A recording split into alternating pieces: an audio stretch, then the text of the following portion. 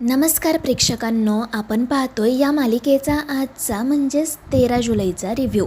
आणि आजच्या या एपिसोडमुळे आपली मालिका आता एका वेगळ्याच वळणावर आली आहे आणि अतिशय रंजकसुद्धा बनली आहे. त्यामुळे तुम्ही हा व्हिडिओ शेवटपर्यंत नक्की पहा. तर पहिल्यांदा आपल्याला असं पाहायला मिळतं की अनन्या किचनमध्ये तिच्यासाठी नूडल्स बनवत असते. तितक्यात तिथे येते मीरा आणि ती काळजीपोटी अनन्याला म्हणू लागते की अनन्याताई, तुम्हाला भूक लागली असेल तर मी तुमच्यासाठी वेगळं आणि हेल्दी असं काहीतरी बनवते. पण अनन्या तिच्याकडे लक्ष देत नाही. मीरा पुन्हा तिला विचारते की अनन्याताई, सांगा बरं तुम्हाला काय खायचं आहे, काय बनवू मी? आणि तेव्हा ही मुलगी थोडीशी रागातच म्हणते की काय गं, मी तुला इग्नोर करते, तुला कळत नाही का? त्यामुळे मीराला थोडंसं वाईट वाटतं. पण तरीसुद्धा ती म्हणू लागते की अनन्याताई, तुम्हाला भूक लागली ना म्हणून मी विचारलं, बाकी काही नाही. आणि त्यामुळे अनन्याचा राग मात्र आणखीन वाढतो आणि ती उगाचच मीरासोबत तिथे वाद घालायला सुरुवात करते. ती म्हणू लागते की काय गं, तुला हे असं वागताना जराही लाज वाटत नाही आहे का? एकदा असं दाखवते जणू तुला आमची खूप काळजी आहे आणि दुसऱ्या क्षणी तू माझ्या आईवर वाटेल ते आरोप करते. मला ना खरंच तुझ्यावर विश्वासच ठेवायचा नाही आहे. कोण जाणे कधी काळी तू आमच्या जेवणात विषही टाकशील. आणि त्या अनन्याच्या अशा बोलण्यामुळे मीराच्या डोळ्यात पाणी येतं. त्याचवेळी नर्मदा आणि मायासुद्धा त्या ठिकाणी येतात. अनन्याचं वागणं नर्मदाला तर अजिबात पटत नाही. ती अनन्याला तिथेच खडसावते. तिला सांगते की मीराचं काही चुकत नाही आहे, तू तुझ्या आईवर आंधळा विश्वास ठेवलाय. तू ना एकदा शांतपणे अथर्वाने मीराचं म्हणणं ऐकून घे, दोन्ही बाजूंनी विचार कर आणि मग काय ते ठरव.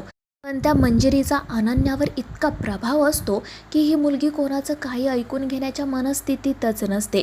ती नर्मदालाही म्हणते की तुला माझी आई कधी आवडलीच नाही म्हणून तू असं बोलतीये, मला काही कळत नाही का?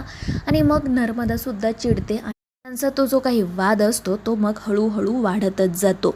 नर्मदा, मीरा अनन्याला समजावण्याचा प्रयत्न करत असतात आणि अनन्या त्या दोघींना वाटेल तसं बोलत असते. मंजिरीसाठी त्यांचा अपमान करत असते आणि शेवटी तर ती असंही म्हणते की माझ्या दादाचं या मीरासोबत लग्न होण्यापेक्षा मायासोबत लग्न झालं असतं ना तर बरं झालं असतं.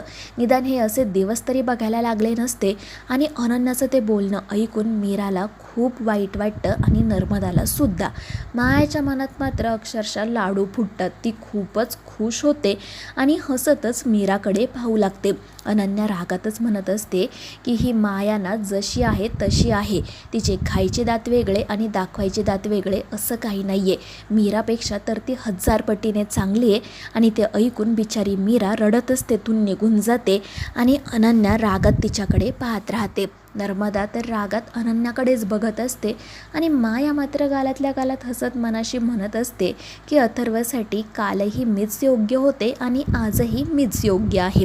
त्यानंतर मग आपल्याला असं पाहायला मिळतं की मीरा एकटीच रडत एके ठिकाणी उभी असते. पण मग तिथे येते आपली वेदा. ती मीराकडे जाते, तिला प्रेमाने विचारते की आई काय झालं, का रडतेस तू?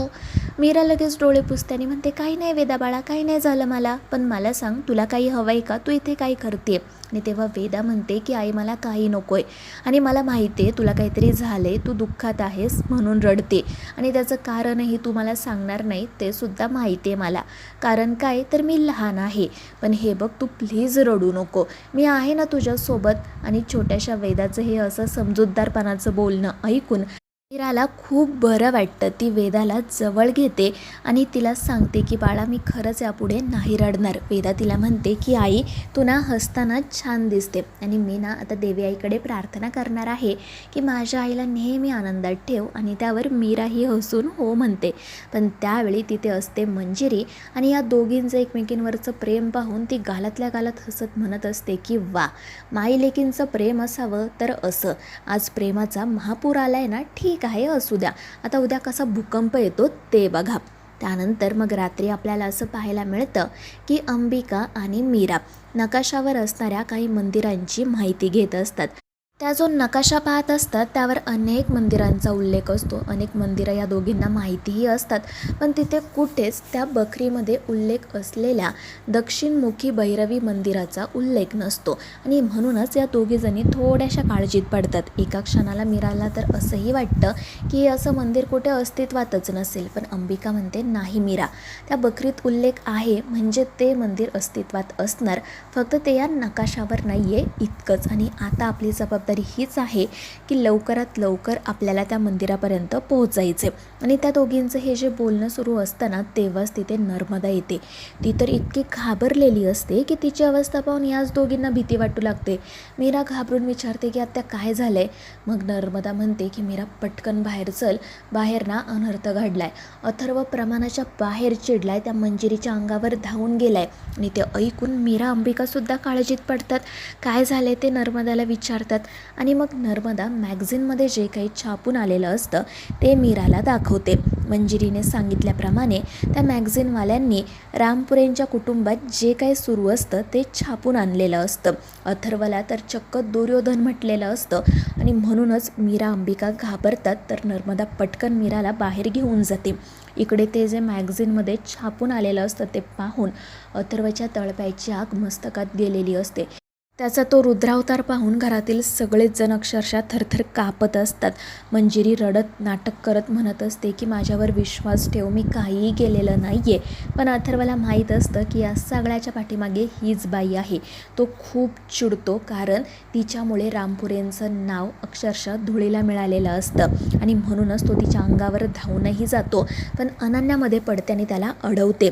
ती तर ओरडत रडत म्हणत असते की दादा तुला लाज वाटत नाही आहे का, तू आपल्या आईच्या अंगावर कसा काय धावून जाऊ शकतो. अथर्व चिडून म्हणतो की अनन्या, भानावर यायची गरज मला नाही, तुला आहे. अगं तू कोणावर विश्वास ठेवते माहिती आहे का तुला.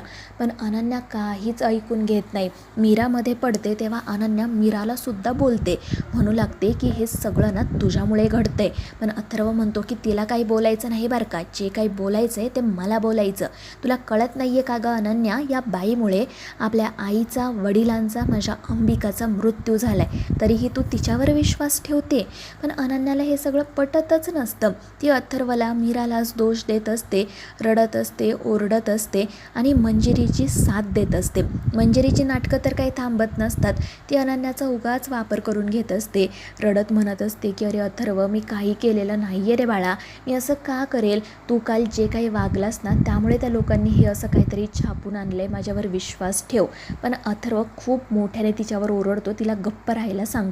तर मीरा अक्षरशः त्याला ओढतच तिथून घेऊन जाते. अनन्या मंजिरीची समजूत काढत बसते आणि त्यावेळी ती बाई हसतच मनाशी म्हणत असते की चला, मला जसं हवं आहे तसंच सगळं घडते. त्यानंतर मग आपण पाहतो की अथर्वच्या अशा वागण्यामुळे मीरा त्याच्यावर खूप चिडलेली असते. ती म्हणत असते की तुम्हाला एकदा सांगितलेलं कळत नाही का हो, का तुम्ही सतत सगळ्यांसमोर त्या बाईवर चिडताय, तुम्हाला माहिती कोण आहे ते, मग कशाला असं वागताय. हे बघा, तुम्ही असेच वागत राहिलात ना तर अनन्याताईंचा आपल्यावरचा विश्वास उडेल आणि तेव्हा कुठे जाऊन अथर्वचा राग थोडा शांत होतो.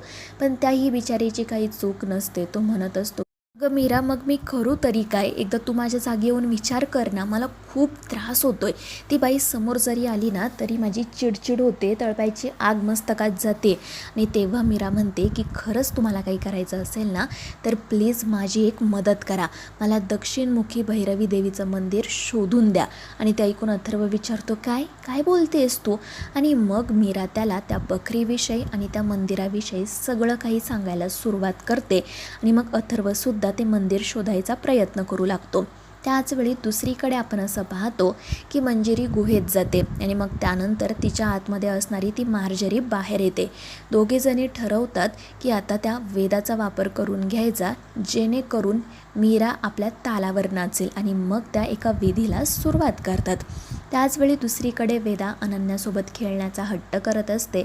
पण अनन्या जरा रागातच असते, त्यामुळे ती नकार देत असते. तितक्यात तिथे येते मीरा आणि ती वेदाला घेऊन तेथून निघून जाते. त्यामुळे अनन्या आणखीन चिडते. दुसरीकडे अथर्व एकदा इंटरनेटवर या मंदिराविषयी काही माहिती मिळते का असं म्हणत शोध घेत असतो आणि तेव्हा त्याला त्यावेळी एका मंदिराची माहिती मिळते सुद्धा. पण तितक्यात वेदा मीरा तिथे येतात आणि वेदा पुन्हा अथर्वला विचारू लागते की बाबा, घरात काही घडलंय का रे, अनन्या आत्या अशी का वागते, ती तुझ्याशी आणि आईशी बोलत नाही आहे का. पण अथर्व तिची छान पद्धतीने समजूत काढतो आणि फायनली तिला झोपवतो. आणि मग मीराला सांगू लागतो की मीरा, मला ना एका मंदिराविषयी माहिती मिळाली आहे. त्या मंदिराचं नाव आहे दगडी देवी मंदिर. तर मीरा म्हणते पण याचा आणि आपल्या मंदिराचा काय संबंध. आणि त्यावेळी अथर्व म्हणतो की हे मंदिर ना दक्षिण दिशेला आहे आणि आपण ज्या ज्या मंदिरांविषयी माहिती पाहिली आहे ना त्या मंदिरांमधील सगळ्यात जुनं मंदिर आहे. मला असं वाटतं की आपण ज्या मंदिराचा शोध घेतोय ना ते कदाचित हेच मंदिर असू शकतं. कदाचित त्याचं नाव बदललं असेल आणि त्यावेळी त्याचं ते म्हणणं मीरालाही पटतं. अथर्व तिला विचारतो की आपण एकदा जाऊन पाहून यायचं का? मीराही हो म्हणते, पण अंबिका तिला सांगते की मीरा, अथर्वांना नाही म्हण, ते तिथे येणे योग्य नाही आहेत, आपण दोघीजणी जाऊयात. आणि म्हणून मीरा म्हणते की वेदाशी बाबा आज नको, आपण उद्या जाऊयात, आता आपण शांतपणे झोपूयात. आणि त्यावर मग तोही हो म्हणतो. पण त्याचवेळी दुसरीकडे ती जी मंजिरी असते ना ती एक विधी करत असते जेणेकरून वेदाला त्रास व्हावा. पण नेमकी त्यावेळी तिथे येते अनन्या आणि फायनली ती मुलगी स्वतःच्या डोळ्यांनी मंजिरीचं खरं रूप पाहते, तिची सगळी कारस्थानं पाहते. तर मित्रांनो, आता या मालिकेच्या पुढील भागांमध्ये नेमकं काय काय घडणार आहे हे जाणून घेण्यासाठी आपल्या चॅनेलला सबस्क्राईब करा.